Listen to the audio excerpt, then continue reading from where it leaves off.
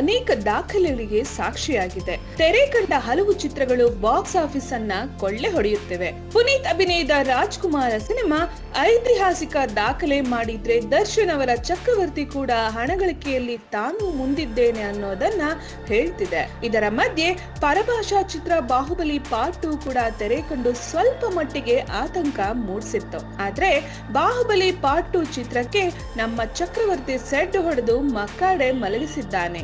ಹೊಸ ನಿರ್ದೇಶಕನ ಚಕ್ರವರ್ತಿ ಸಿನಿಮಾಕ್ಕೆ ಸಿಕ್ಕಷ್ಟು ಪ್ರಶಂಸೆ ಬಾಹುಬಲಿ ಸಿನಿಮಾಕ್ಕೆ ಸಿಕ್ಕಿಲ್ಲ.